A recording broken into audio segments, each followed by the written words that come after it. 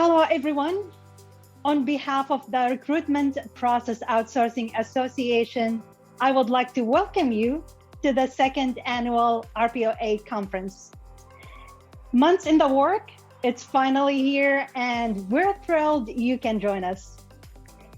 We know it's been an unusual year in talent acquisition. We know you've been dealing with heightened recruiting demand, extreme work pressure, and we really appreciate you taking the time to be with us today. I promise you, it will be worth your time. My name is Lamis Abu Rama, and I'm your host for this event. I had the pleasure and honor of working with all our speakers over the past few months to plan today's program. And let me tell you, I'm truly excited to hear their conversations. We're here to recharge, refocus, and revitalize. As an organization, the RPOA serves the global RPO community. This includes anyone in talent acquisition interested in RPO providers, buyers, recruiting technology providers, HR consultants, analysts, and academics. Today's speakers represent all these audiences. Now, without any further ado, it's my honor to introduce today's keynote speaker and good friend of RPOA, Zach Chertok. Zach is one of the smartest people I know, and I do know a lot of smart people. I have had the pleasure of collaborating with Zach on RPO content for a few years now. I initially learned about his brilliant RPO research as I was looking online for RPO data. He was leading HCM and analyst for Aberdeen back then. His work supporting the value of RPO for best-in-class companies is like nothing out there. You can find most of this content through the RPO Academy on the RPOA website. Currently, Zach works for Workforce Software and Product Marketing while maintaining his own research in behavioral economics and teaching for Columbia University's HCM program with a focus on strategic workforce planning. Zach holds a Bachelor of Engineering in Civil Engineering and Project Management from McGill University in Montreal, and a Master of Public Administration from Columbia University in the city of New York. Zach, welcome to the second RPOA annual conference. We're excited to have you here. Thank you, Lamise. That's probably one of the best introductions I've had in a long time. So I greatly appreciate it. So I'm just gonna share my slides here and jump into presenter mode. So welcome everyone to the RPOA Con for 2021. Before I jump into the session today, I just want to thank everybody for being engaged and being invested, because I've also had the pleasure of working with Lamise for quite a few years now, and having a focus on strategy and talent acquisition together is a really unique thing. So before we jump into this theme, the new old war for top talent, I want to start things off with a quick poll just to see how many of you consider today's challenges in talent acquisition to be reminiscent of those that we might have seen before the pandemic, or if it represents a completely new paradigm with new characteristics and new rules. So if we want to just push that poll out, there we go. So there we go. So the results will be telling from this poll to see if we can open up some new perspectives on talent today that will mix some history, some cause and effect, some things we might not be thinking about as we try to do our parts to help clients of all sizes and across many industries solve their talent alignment problems. So as we go through today's session, your feedback is always welcome in the comment section, and I encourage you to socialize all of today's sessions via social media with the hashtag RPOACon2021. I also encourage everybody to keep an open mind today throughout all the panels and sessions, and to engage discussions to the fullest. Conferences like these are all about perspectives. So with that in mind, my goal for today is to unpack what's gotten us to the persistent and new challenges that both define the challenges that many organizations are facing around getting the right people to the right places at the right time. So, all right, this poll was pretty interesting. And I was kind of expecting that option B would be, the dominant one, that it echoes some challenges, but there are some nuances. So let's look back for a moment at the world of talent before the pandemic hit. For some perspective, I pulled some headlines that were circulating back around 2018 to early 2020. And for those of us who were in the business of talent back then, the war for top talent was white hot as we were looking at new ways and strategies to approach hiring that would find that 100% best fit, most perfect candidate who was a culture match, had the fastest learning curve on the market, and who would be ready to go out and work out of onboarding in less than a month. What we were looking for before the pandemic were unicorn candidates. What was also defining about this period is that so much focus was put on finding candidates that not enough focus was on what was happening inside organizations to not only misalign how to source skills apart from talent, but also what the talent would need in terms of resources to succeed to the level that the organization expected. We were living in a world of high expectations, miserly organizations when it came to spending money to achieve those expectations, and rapidly widening gaps between the characteristics of the workforce that existed and the one that was yet to be, both technologically and generationally. So before the pandemic, organizations were teetering on the edge of a full-scale generational change as 4 decades of reliance on baby boomers was coming to a close, as baby boomers were just getting old. And I'm sorry for any baby boomers in the room, but humanity isn't designed to live forever, to be productive forever, to function at the same high capacity forever. Somewhere in the lexicon of the last 40 years, industry kind of seems to have missed that memo. In one of the last surveys that I ran at the start of the pandemic, more than 50% of organizations and more than 60% of large organizations admitted that they had not planned at length and across their HR strategies and systems for the day they could no longer rely on the native skills of the baby boom generation. More than 80% of respondents admitted that they were worried about the sudden skills stoppages because they didn't have good generational diversity to have facilitated internal skills transfers over the last 4 decades of growth, development, automation, and change. General industry and workforce statistics from the Bureau of Labor Statistics and other government sources and industry publications back this up with similar numbers indicating a lack of generational skills transfer across generations as hiring favored baby boomers really up until recently. Think about perspectives for a moment. I could ask what happens when a generational shift meets a global health emergency, but let me phrase the question differently. What happens when a lack of industry preparation for a generational shift and an industry-built lack of generational skills transfer meets a global health crisis? So I'm going to push out the next poll before I answer this. So now let's take a quick poll to see how many people here today think that the workforce natively poses many of the challenges that industry is facing, or if a lot of them are caused by a lack of preparation for anticipated change. And I'm really curious about this one. Perspectives really do matter in how we approach and solve problems, and having the right understanding of the source of the problem is necessary toward designing the right solution or strategy.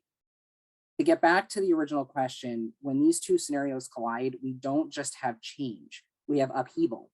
We're dealing with an accelerated time frame on what many industry experts knew would take place over the next 2 to 5 years anyway.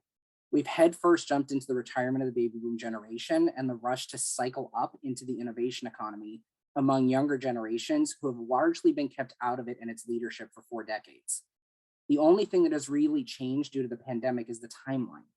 To be honest, I doubt as much as the story would be different in 2 to 5 years as it is today had the pandemic not happened, because there's a profound effort to cut back on labor spending, but for small concessions. And this has really been the norm since the 1980s.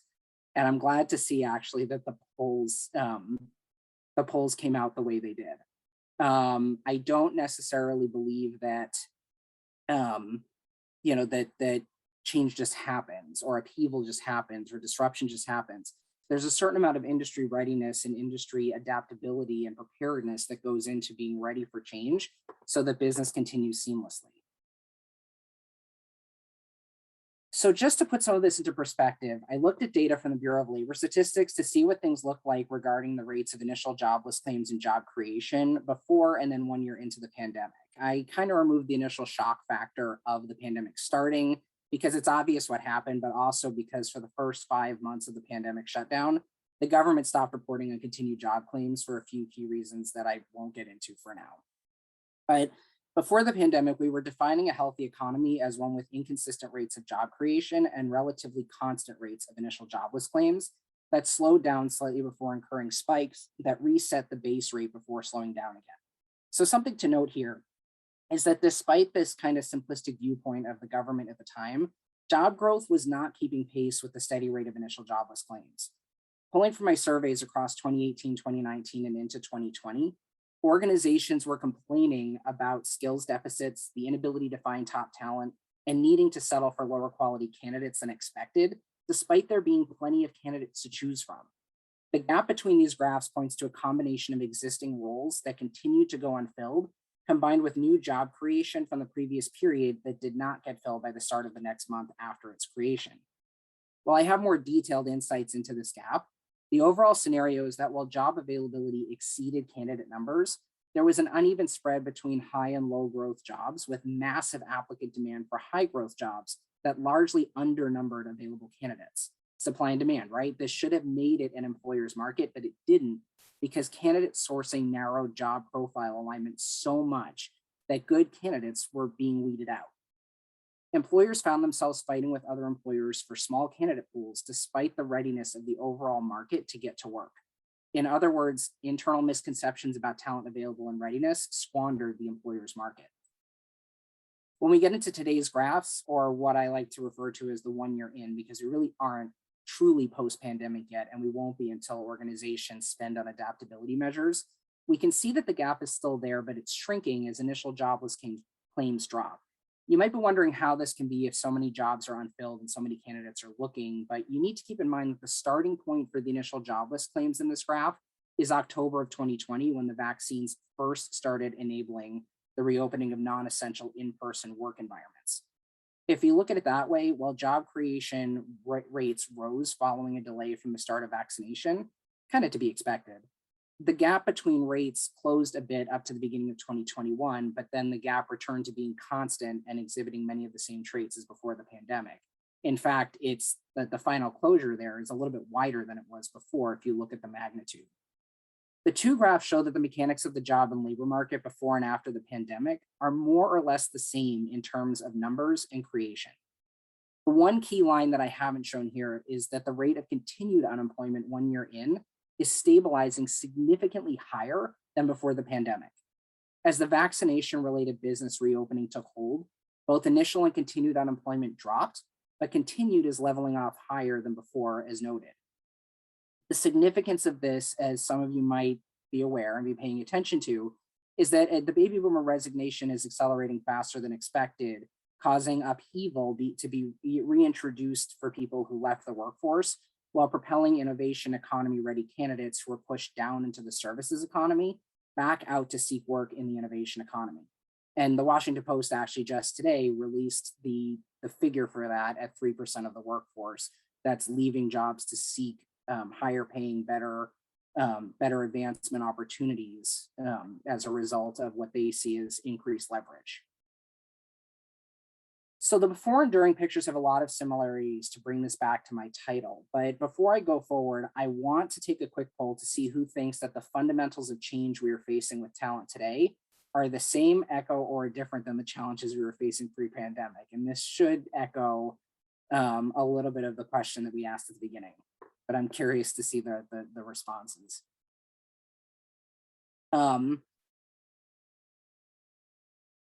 Yeah, I'm watching the numbers come in. I love watching these bars move.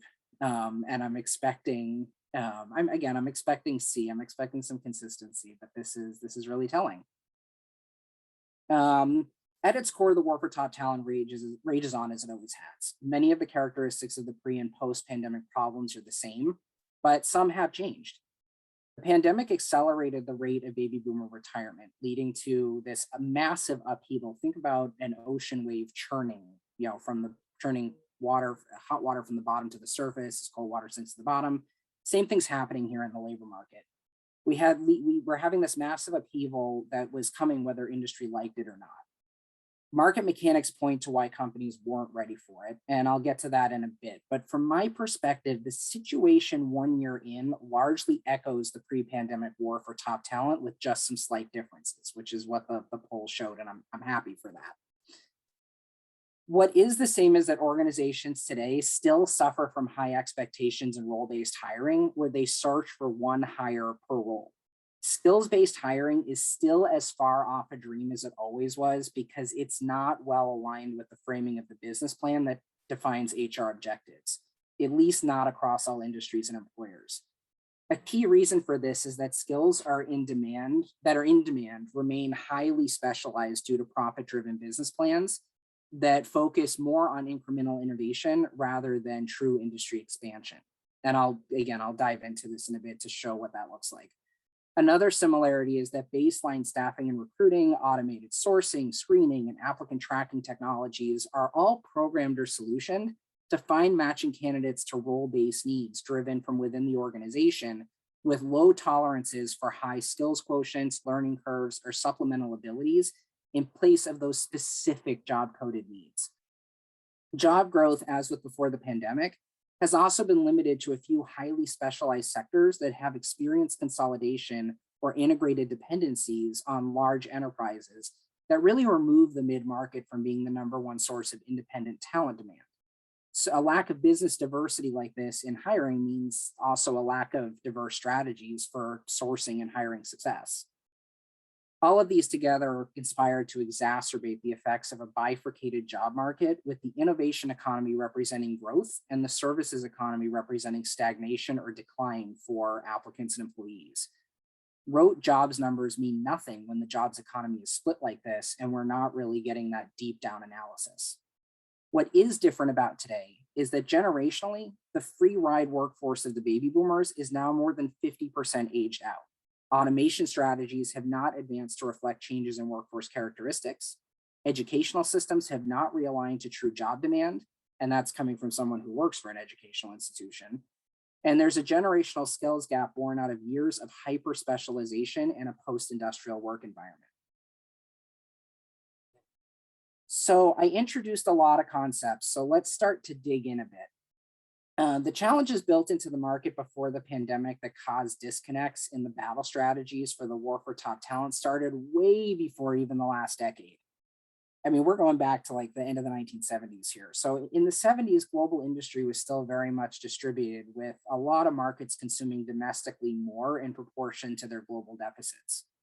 While internally, industrial sectors shifted around based on infrastructure development and labor management, by and large, domestic goods were cheaper than imports, and educational systems could keep pace and stay aligned with industry demand for training.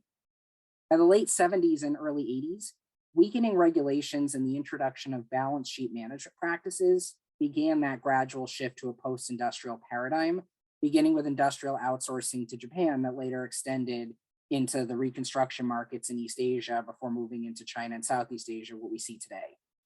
As industry moved out, the innovation economy and services sector moved in to satisfy domestic labor demand. But as this happened, employees had a choice to make, of which many were unaware or unprepared for. You could either go back and train for a specialized job in the innovation economy, or you could risk stagnating and decline in the services sector, where growth was much more limited to a few positions, and you weren't necessarily going to see the kind of high growth you could in the innovation economy. While this isn't an indictment of the services economy, emerging economic policies handicapped wage growth beginning in the 80s that would continue to make it more and more difficult for employees to keep up with shifting market paradigms that impacted their cost of living and pushed up the financial risk of retraining the longer they waited to retrain. By giving up the middle skill production economy to lift people out of the services economy, the market gave up a key self-regulatory mechanism for consumer growth. While the innovation economy took off for some, it left many others behind as the cost to enter it grew more prohibitive with time, especially in regions where access to innovation centers was weak or non-existent. The growth of the innovation economy from the 90s through the early 2000s created a geographic separation on top of the training separation in the workforce, making it even more difficult and expensive for employees to compete for work, and more difficult for employers to source available talent at the same costs to which they had become accustomed. To bring all this together to the middle of 2019, the innovation economy was benefiting from the guaranteed skills of a generation in the workforce while feeling the earliest pangs of that ocean beginning to shrink. By 2020, early movers were reorganizing around how to bring in new generations to replace retiring baby boomers.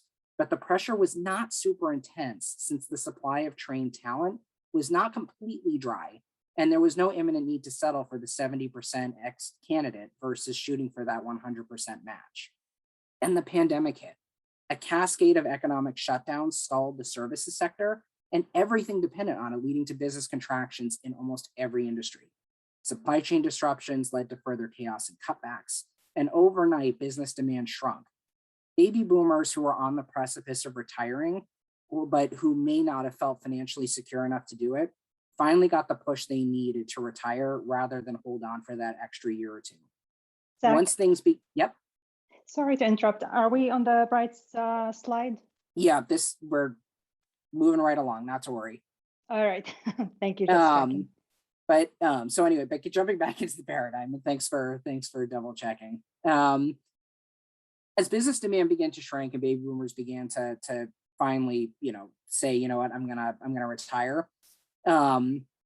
Employers were forced to dip into less trained workers to get ahead, which meant paying up for early training and reconfiguring their talent acquisition around how to appeal to new generations. So when we take a look at this, at what that bifurcation looks like, bifurcated markets basically create this K shape. So at one end you have, if you're below the V in the K, you're basically in this portion of the economy that is living day to day, paycheck to paycheck, or has a certain dependency on extra social stimulus. If you're in the upper half of the K, you're in the part of the market that's growing and is affording you the opportunity to grow with it. So when we talk about what the paradigm was in the 70s, again, you had this evenly distributed market that would have more of a curve rather than that V in the K. You would still have some workers who were being pushed more towards the bottom of the curve and some workers that were getting access to the top of the curve.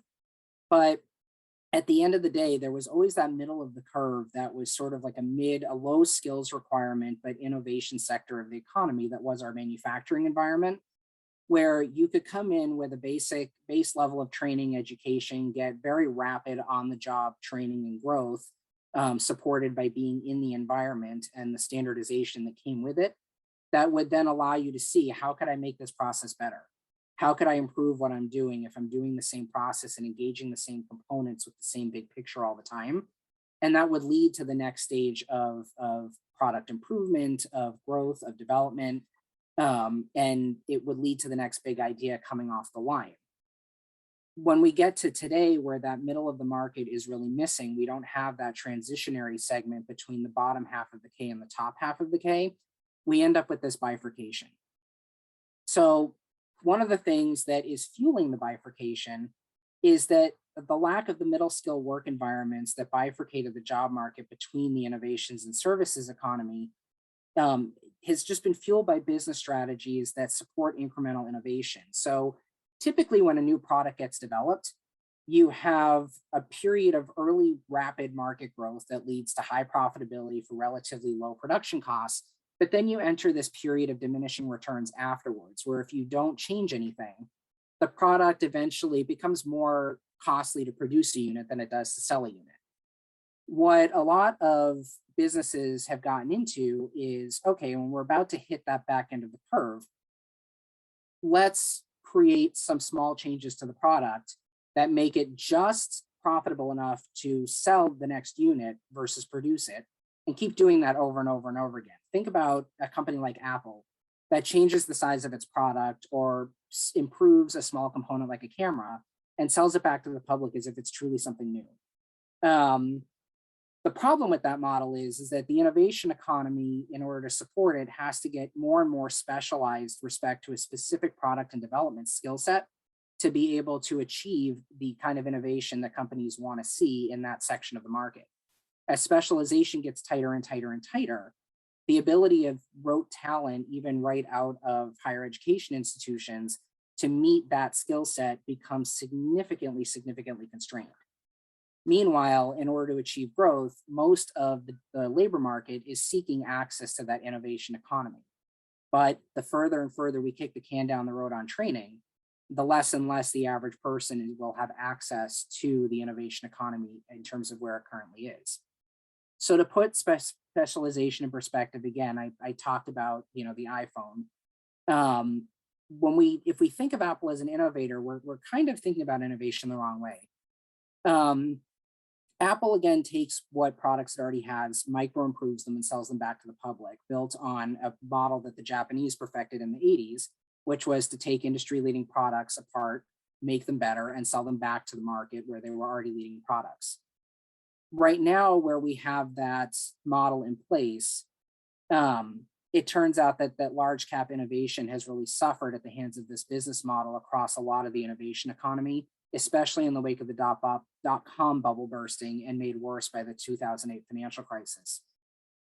An aging corporate leadership that is financially incentivized against risk, coupled with the retention of an aging workforce despite the readiness of younger workers, has not helped improve this, since new ideas and the risks needed to achieve them are not actively being sought or embraced. In fact, according to the Congressional Research Service, while R&D spend overall and as a percent of the market grew for private businesses in the last 50 or 60 or so years, the gap that's allocated to ready-to-go development over applied research widened significantly to approach a delta of almost 30%. A big portion of direct-to-market development involves incremental product and service improvements with promises of shorter delivery windows that are both driven and accompanied by a return to short-term quarter-to-quarter growth management among investors. So why does this matter? When I talk about perspectives, our economy has a lot of people qualified for the innovation economy, but that are stuck in the services economy because business strategies are designed to minimize risk and maximize profit.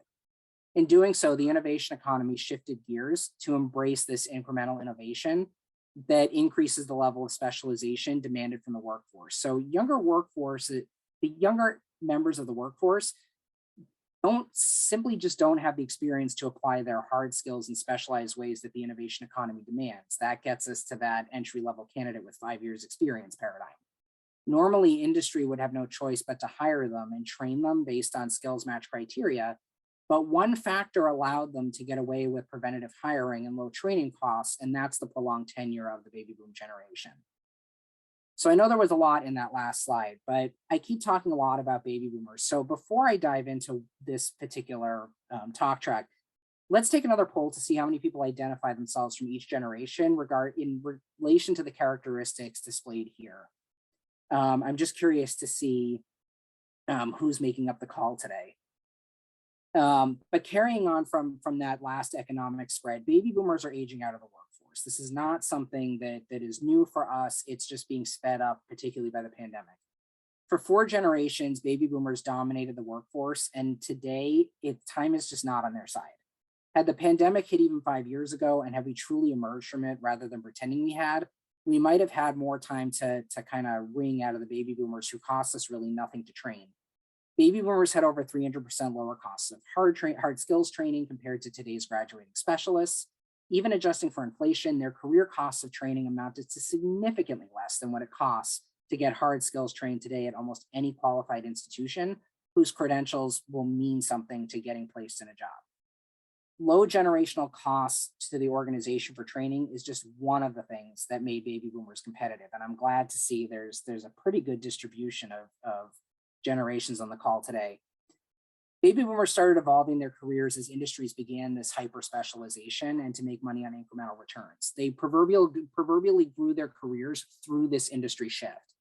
Given the choice between a baby boomer who understands the inner workings of incremental change, but who might need some small technology training, and a millennial who wants to change my corporate culture, has a higher personal cost of training, and wants me to pay them starting out when I'm paying baby boomers and middle management now, even I could be persuaded to hire the baby boomer, and I come from Gen Y. The problems for this one should be easy to see, so let's start with the obvious. Everyone eventually gets old.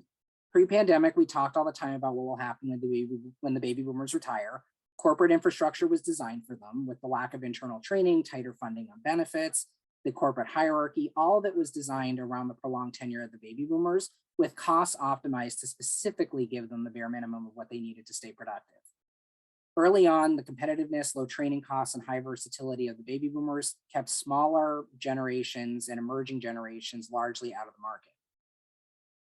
Mostly just because when you're trying to quantify your workforce costs, you're going to go with the lowest cost, highest skilled option that's been the most reliable for you as long as you get access to them. During this time, many younger generations who hadn't gotten access to the innovation economy moved back in with family to reduce costs, took lower paying jobs, but somehow or another tried to lower their living costs to make themselves more competitive, even if they didn't necessarily know that's why they were doing it. Lower living costs made them more competitive in the short term by enabling them to reduce their cost of accepting a job. As baby boomer retirement picked up, organizations needed to reclaim talent that had moved away from innovation centers, and low-cost entrants sought higher wages or shortened their tenure to job hop up in salary, leaving large gaps in the workforce as they sought to catch up to their peers. Some employers tried to bypass portions of the millennials by appealing to Generation Z, but came up against a few challenges. Gen X, Gen Y, and millennials needed to be trained, but baby boomers were retiring, and the training infrastructure had been dismantled to cut costs because baby boomers largely came ready out of the box.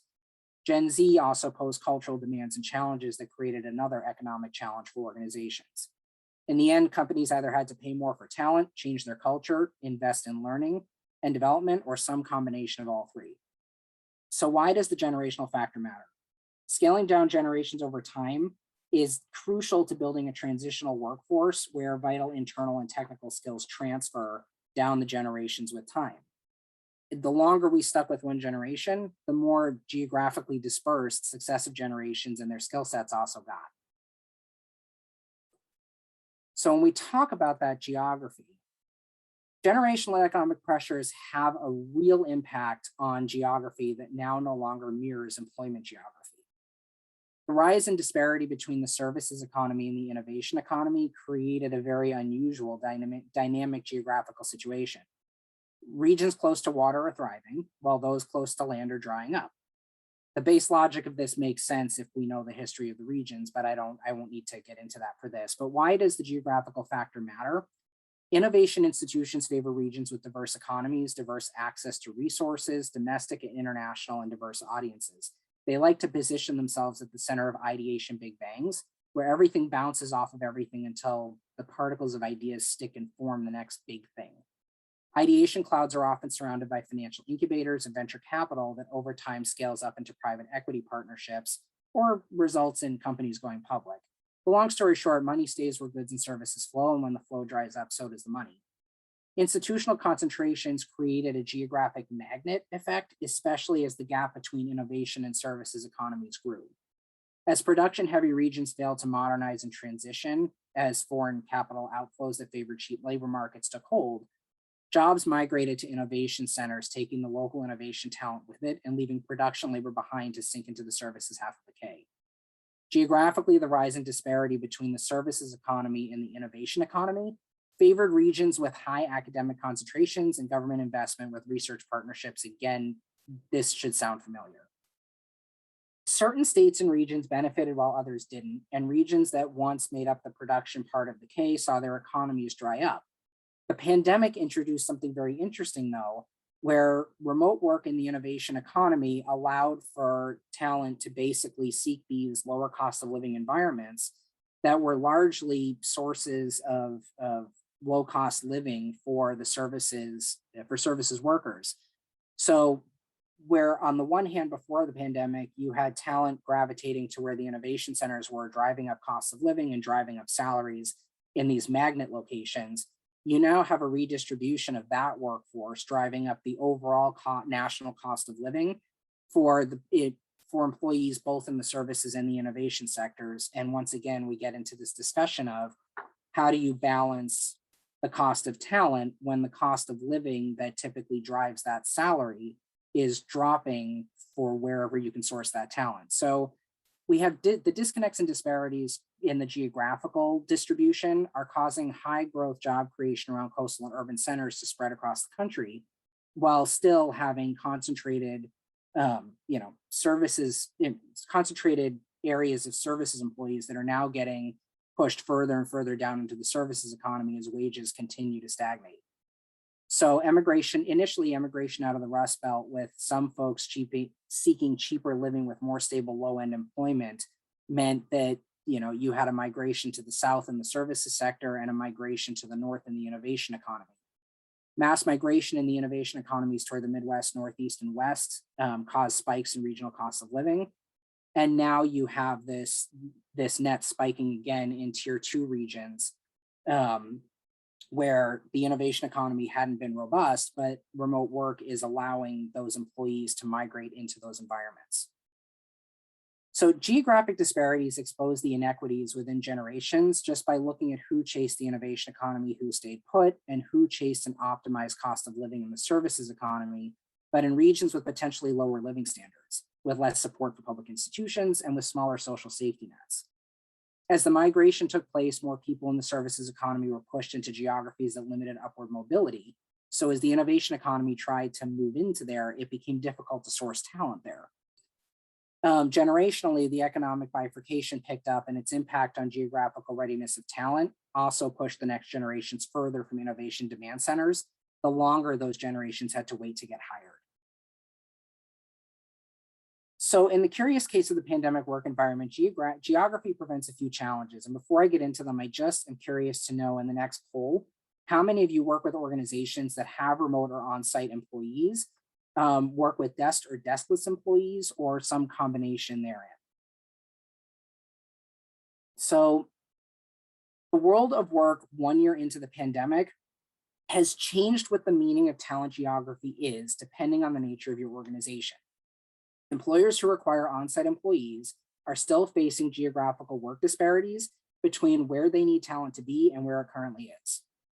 Talent is unevenly distributed geographically and not evenly represented across generations in all desired work environments.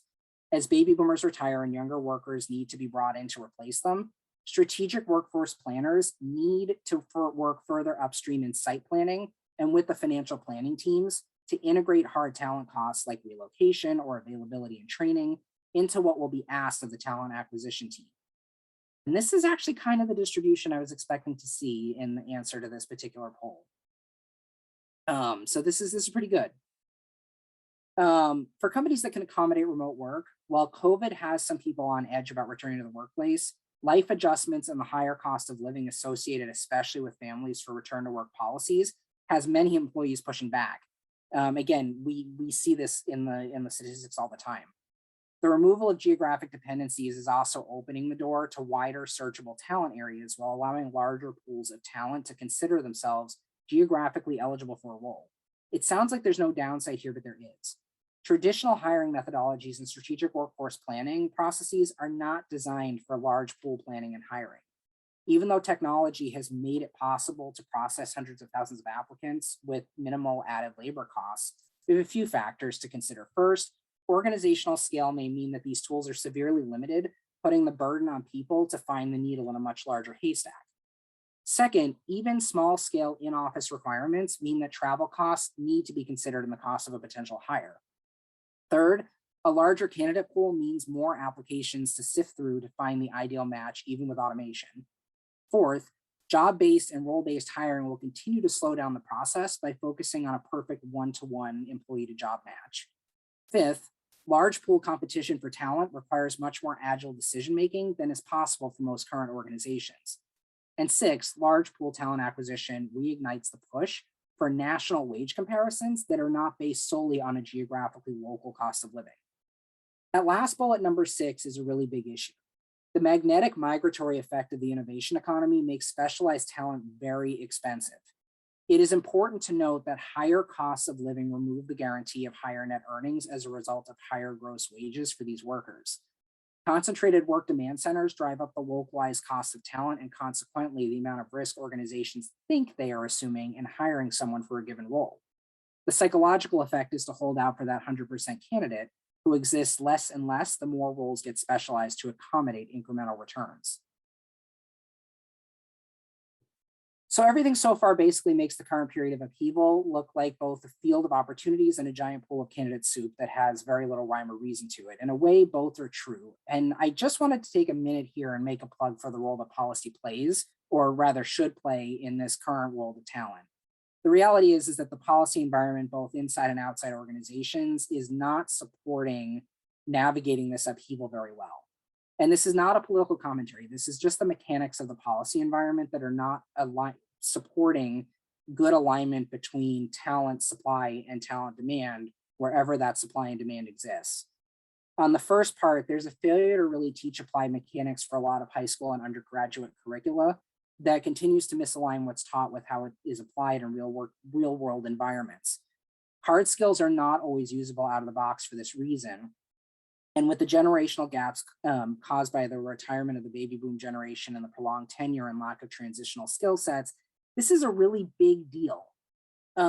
Organizations need to make a harder effort to partner with educational systems and educational institutions to promote a more real picture of what the innovation economy and the work demands within it look like, to start to have an impact on how curriculum changes to meet those demands. And it's not about specific companies getting their own way. It's really about just giving an accurate picture on what are people really going to face when they get out there. Can we make high school degrees usable? Can we make, undergraduate degrees across the board more usable to create better cost comparisons and less title proficiency? Government policies have also become overrun with too many special interests that narrow the field on how well those policies can be applied. Turns out panacea policies that serve in terms of things like social safety nets are really useful towards standardizing what employers can expect in their cost of talent, in their cost of hiring, and their cost of training. And for too long, we've really gone without those policies as organizations focused on eliminating intervention rather than embracing and being a part of it.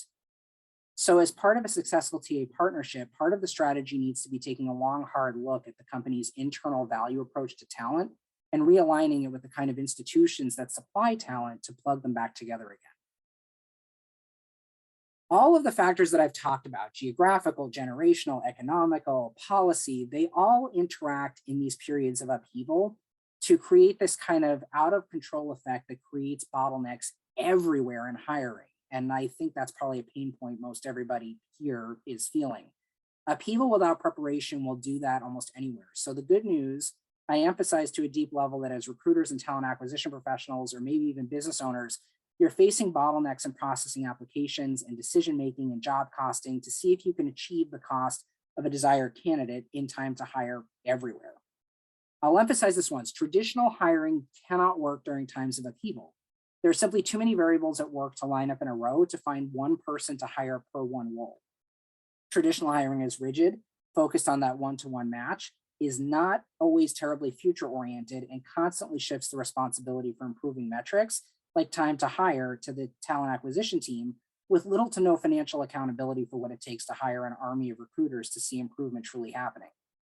I'm sure many are aware of the bottlenecks between thousands of applicants flooding significantly fewer talent pipelines across widening geographies for any given role, and the start and stop opening or closure, or worse, shifting of roles as the pandemic ebbs and flows and companies try to adapt with shorter and shorter preparation times. The challenges of market upheaval after decades of squeezing incremental returns out of the same old models and people are leading to a massive squeeze on both talent and the employers that hire them. On the one hand, employers are being told by risk-averse leadership teams to at once open hiring and then minutes later close it because business winds change direction. We're a market that has no stomach for risk or uncertainty anymore, and for years that stomach ache has been passed down to the workforce. Now we're coming to terms with it as organizations in any given industry at any given time are uncertain of how uncontrollable change will hit them. The average organization had a knee-jerk reaction to the pandemic and immediately cut costs to reflect revenue losses instead of spreading out the burden of enduring as an organization. When things loosened up and at least we knew what we were facing, the mad dash to replace the talent that was let go started. Coupled with that was the mad piranha-like frenzy of qualified workers stuck in the services economy or pushed out of the workforce to join the ranks of those that were at risk of being laid off or who hadn't seen personal growth in the innovation economy to grab at those emerging jobs. In a nutshell, applicant tracking systems are overwhelmed, job descriptions are too tight or outdated to reflect the real currency of jobs, job match criteria has too low a tolerance, and talent acquisition teams tighten job screening excessively, weeding out otherwise qualified candidates. So what do we do about this? What are our alternatives? And I'm speaking to a room of RPO professionals. So I'm going to build up hopefully every one of you right now, but also ask you to rise to the challenge. You are all industry experts. You know some, most, or all of what I've just talked about through data, stories, narratives, whatever you want to call it. There's a lot of sympathy for this talk track about bottlenecks. It's not enough to know all of this though. RPOs are a cut above recruiters and staffers because you're at the strategy forefront. You know that you need to walk into a talent acquisition department, rescope the dream strategy based on your knowledge of what is out there and the client's challenges, and send them with confidence to sit the CFO, COO, CHRO, and CEO down and say, look, cut it out, we need to do this. You're not just challenging the strategy the TA team is using right now. You're building an innovation strategy with them to use the resources they have available, identify resource gaps, and chart areas where they can adapt to changes and fluctuations, and key defining metrics of talent availability for the future. At my first RPOA conference, we talked in a roundtable discussion about the value of this strategy partnership, and I believe in it as much now as I did then, regardless of what other resources organizations are using as part of their talent acquisition protocols. I already talked about it, that technology is great, but it automates specific standards that at times can be really rigid and automates processes, taking some of the human element out of them when it comes time to consider candidates against specific criteria. It's not good enough just to be able to handle more. RPOs as strategy partners need to be smarter about how the tools that organizations have are used based on what the market is telling you both inside and outside of the client organization. For example, we have a long-awaited full-scale skills-based hiring, but coming up, I'm going to show you an example of what that might look like. Third, outcomes always need to be measured, and I'm not a fan of data for data's sake. But one thing I know from experience, from data, from even my current job role, is that organizations are not making use of their data across their solutions to see where their true gaps are, to understand what their skills layouts look like, and to figure out what are the metrics I really need to be looking at versus the ones I'm being dictated to look at by just the finance organization. There are some really innovative HR metrics out there beyond time to hire, beyond skills gaps that can be correlated to really understand where top performance is coming from and if you need to look outside the organization for it. So getting smarter about data is a must do in the emerging strategies to handle all of these variables as a result of the pandemic hitting this generational upheaval. The most important factor that we also need to be able to do is to start to embrace change. Change is our danger in this market for talent, and how talent teams respond to change determines if the organization functions at full capacity over the next year and beyond. If we can't embrace change, then neither can the client. The last bit of advice that I can provide on the innovation front is embrace the 70% candidate. This one-to-one focus to try to get the 100% match for all of the program skills requirements or expectations or role descriptions, it's not working. The 70% candidate is a 70% match that can innovate and learn the rest of the way to get to where they need to be. Throughout my entire career, I've always been the 70% candidate, selling myself into a role that I know I can fulfill, and I end up having to convince all on my own my prospective employer that I can do that role. And I end up pretty much thriving in it, not to toot my own horn, but 70% candidates exist everywhere. Some are in the innovation economy, some might have been pushed down into the services economy, some might have left the workforce temporarily. Consider those people. Resume gaps are not the demonizing factors they used to be. And all sorts of factors that we used to weed people out for, consider them in and evaluate whether or not they at least achieve that 70% spread. What this might look like when we're talking about eliminating that one-to-one match, focusing on 70% skills matches, focusing on embracing change, is a talent acquisition strategy that I came across about 5 years ago that was really ahead of its time. I met one of the heads of talent acquisition for Amazon, believe it or not, at a conference in New Jersey. I never thought I would be espousing Amazon's talent acquisition strategy, but in high capacity hiring, they hire anyone and everyone who they think could be a good fit for the role after basic round of talent filtration. They bring them in, they train them, they work them for no more than a quarter and basically weed them out like your first year in undergraduate studies. to see who's going to end up being a skills growth and culture match. And those are the employees who stay. While high capacity hiring techniques aren't necessarily great for, for all, innovation economy roles versus high capacity hiring, these types of pools can be applied to innovation economy positions where you might have 3 available headcounts, say for a marketing ops position, but you know that the organization also has 2 roles open in their DevOps or in the marketing DevOps positions. And you might say, look, let's bring in a pool of 7 people. Let's get them, onboarded and brought in for the first, for 3 months. See who performs well, see who trains on what skills for any one of the 5 positions, place 5 in the roles we know we have available, and the 2 might be useful somewhere else in the organization, but bring them in. Initially, every single one of them is probably a unique 70% candidate. I've seen this experiment play out, particularly in European markets, where talent pools have led to filling positions at least 30% faster. And more importantly, the candidates that come end up staying longer than the candidates than the employees that they hired with that one-to-one match. So this session was designed to challenge your way of thinking, open your mind to new perspectives, consider the causality behind challenges that are being faced in the market. I've gone over the economic underpinnings that separated talent readiness from availability. I've talked about economic factors, geographic factors, generational factors, and policy factors that all create our biggest challenges in getting the right talent to the right place. All these factors are designed, again, to give you new perspective because we're facing essentially a lot of the same structural challenges as before with a very accelerated timeline spurring workforce upheaval. Companies have the resources to fix this problem, but it will take strategic recalibration made much easier with an RPO partner, and I stand by that.